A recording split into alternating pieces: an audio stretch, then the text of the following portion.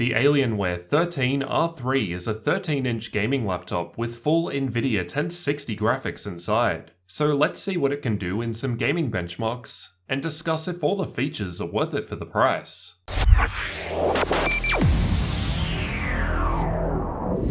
Let's start by checking out the specs of the hardware. There's an Intel i7-7700HQ quad-core CPU, which has a 2.8 GHz base clock and 3.8 GHz boost. There's 16 GB of DDR4 memory running at 2400 MHz in dual channel. However, the two slots can support up to 32 GB. For storage, there's a 256 GB M.2 NVMe SSD. For the graphics, there's an Nvidia 1060, and this one has a 13.3-inch 1440p 60Hz OLED panel. However, it's also available with a 1080p IPS panel. For the network connectivity, there's a gigabit Ethernet port, killer 1550 Wi-Fi, as well as Bluetooth 5.0. Overall, it's got a premium look and feel to it. The lid is silver aluminium with the Alienware logo in the center, while the interior is a soft black rubber, which felt nice and smooth, but it will be interesting to see how this lasts long term.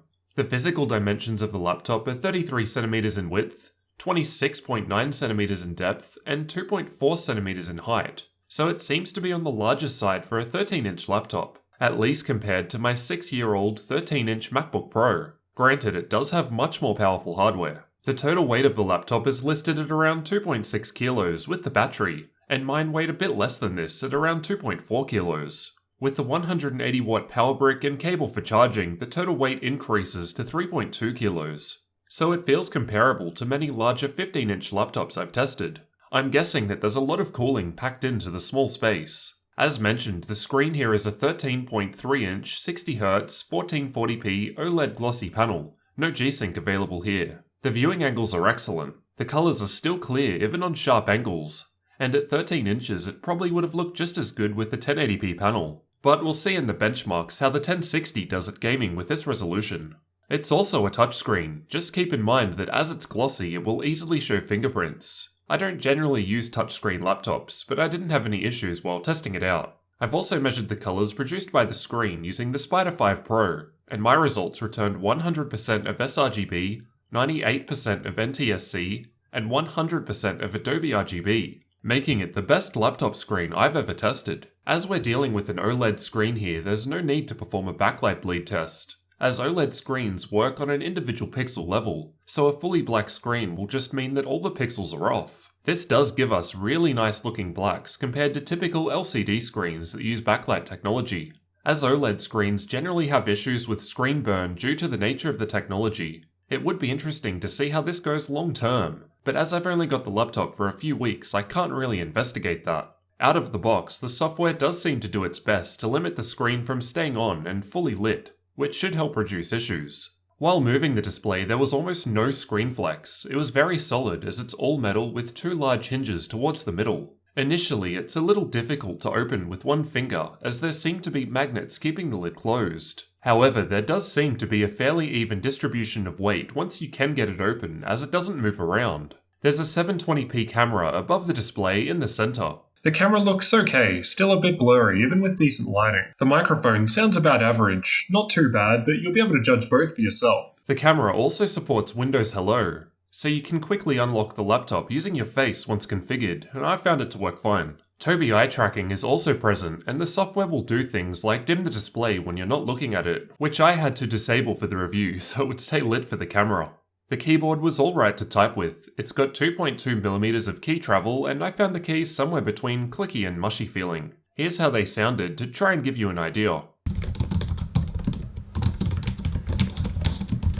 The keyboard has RGB backlighting and is controlled through the included Alien FX software. It's controlled in 4 separate groups of keys, no individual key control here. The software can also control the color of the Alienware text underneath the screen, the power button on the right of the keyboard, which is the Alienware logo on the back of the lid, and the color of the touchpad, which also lights up when in use, so there's a fair bit of customization possible, with about 20 different preset colors to choose for each of the 8 zones, and a couple of limited effects. There was basically no keyboard flex at all while pushing down hard on the keyboard, and I noticed on the website it's noted that there's a steel backplate which keeps the keyboard area nice and sturdy. The touchpad worked well, no problems here, and as shown previously it lights up when in use. It's got physically separate left and right buttons which weren't too noisy to click. Moving on to the I/O, on the left there's a Noble lock slot, USB 3.0 Type-A port, and 3.5mm headphone and mic jacks.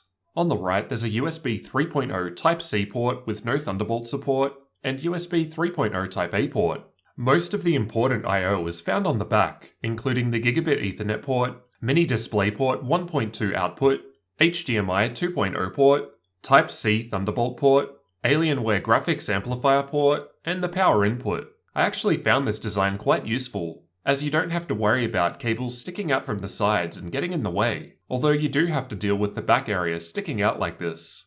As for the front, there's nothing there at all, it's just completely smooth. Fingerprints don't really show up on the lid. They show much easier on the rubberized interior, but were fairly easy to wipe away. Underneath there's some air intakes towards the back to keep everything cool, as well as some rubber feet which rise it up a bit to let cool air in, and also do a good job at stopping the laptop from easily moving around, and the hot air is exhausted out the back left and right corners. The speakers are found on both sides towards the front. They sound pretty good. There's a little bass, and they sound fairly clear even at higher volumes. Powering the laptop is a 76 watt-hour battery, and with a full charge and just watching YouTube videos with the screen on half brightness, keyboard lighting off, and background apps disabled, I was able to use it for 5 hours and 30 minutes. The laptop was using the Intel integrated graphics thanks to Nvidia Optimus. While playing The Witcher 3 with medium settings and Nvidia's battery boost set to 30 FPS, the battery lasted for 42 minutes. The battery life was fairly good. While watching YouTube, it lasted longer than many other larger 15-inch laptops that I've tested. However, the gaming results are about on par with laptops with smaller batteries that I've looked at previously. But I always recommend being plugged in for best gaming performance anyway. During normal use with an ambient room temperature of 22 degrees Celsius, the CPU and GPU both idled in the low 40s. And here are the external temperatures of the laptop where you'll actually be putting your hands, getting to around 32 degrees. I've tested gaming by playing PUBG at high settings with default fan speeds for half an hour, and the temps for that are shown in green, and no thermal throttling was observed. While gaming, the center of the keyboard reached 50 degrees. Full CPU and GPU load was tested with both Ada64 and the Heaven benchmark running at the same time. With the fans running at their default speeds, no thermal throttling was observed, which surprised me as I expected it with this hardware in such a small unit. So even in the stress test it's doing quite well. Again, the keyboard area is similar to before, a little warmer this time reaching 52 degrees. But it didn't actually feel too bad to me while using it. As for the fan noise produced by the laptop, I'll let you have a listen to each of these tests.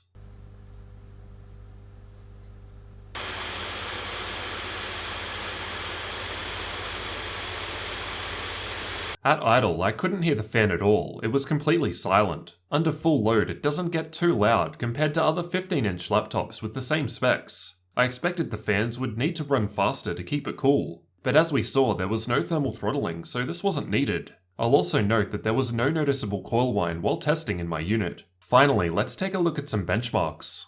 We'll first cover some real-world gaming benchmarks, followed by tests with various benchmarking tools. In games, I've tested all setting levels at both 1440p and 1080p, with all Nvidia and Windows updates to date applied. Fortnite is difficult to benchmark as it depends on what's going on in the game, so take these results with a grain of salt. At 1080p max settings, the 1% lows are close to the 60Hz refresh rate of the display, so to me it felt very smooth even maxed out. At 1440p, you'll need to drop down to high settings or lower if you want to keep averaging around 60 FPS. Overwatch ran great. I tested just playing with the bots, and at 1080p, even at max settings, the 1% lows are well above the 60Hz refresh rate of the display. Moving on to 1440p doesn't really change much either. At max settings, even the 1% lows are still higher than what the panel can output. PUBG was tested using the replay feature, and like Fortnite, you've got to take these results with a grain of salt as they depend on what's going on in the game and will vary. Personally, I thought it played well at 1080p. Although the 1% lows do dip down quite a bit compared to the averages in my test. At 1440p, the frame rates drop down quite a bit, with the minimum settings required to average around 60 FPS in my test, so I'd probably stick to 1080p for the best experience with this one. In CSGO, the average frame rates are well above the refresh rate of the panel. However, at 1080p, at lower settings, even the 1% lows are close to matching the refresh rate. At 1440p, it was definitely still playable. But if you're playing competitively, you'll probably want to stick to 1080p. Dota 2 was tested using a fairly intensive replay, in an effort to demonstrate the worst case to expect. You'll probably get better results while playing than these. And we're not seeing too much difference when moving to 1440p from 1080p, still averaging above 60 FPS even at max settings. I don't personally think Watch Dogs 2 needs an amazing frame rate to enjoy. At 1080p max settings, to me it was definitely playable, although you can drop down a little to improve this further. At 1440p, ultra and very high settings felt a little stuttery to me, but I found high or lower to play pretty well. Ghost Recon was tested using the built-in benchmark and is another fairly resource-intensive game. This really shows when we move to 1440p, as we're not really getting great frame rates except at minimum settings. Shadow of War was also tested with the built-in benchmark, and here are the 1080p results, and the 1440p results see the average frame rates drop down a bit. Rise of the Tomb Raider was again tested with the built-in benchmark, and at max settings we're able to average above 60 FPS, while we can get somewhat close to this using medium settings at 1440p.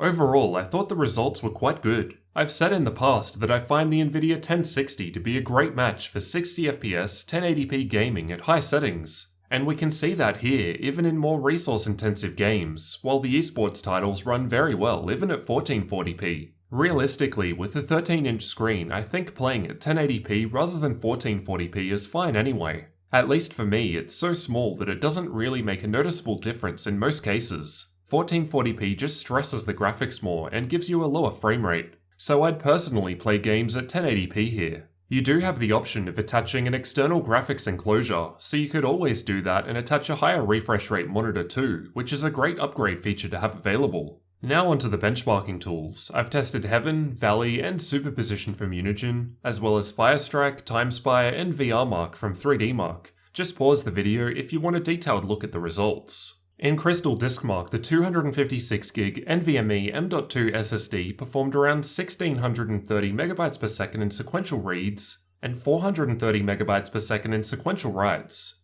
So pretty well for the reads, but much lower in comparison for the writes. About on par with the SATA-based SSD. As for the price, at the time of recording, the model with the OLED screen is the top-end option, and here in Australia it comes with 32GB of RAM and a 512GB SSD, so double what I've tested with here, and it comes in at 3,500 Australian dollars. In the US, it seems to be available with the same specs I've tested with here for 1,900 US dollars. However, the non-OLED models are a fair bit cheaper.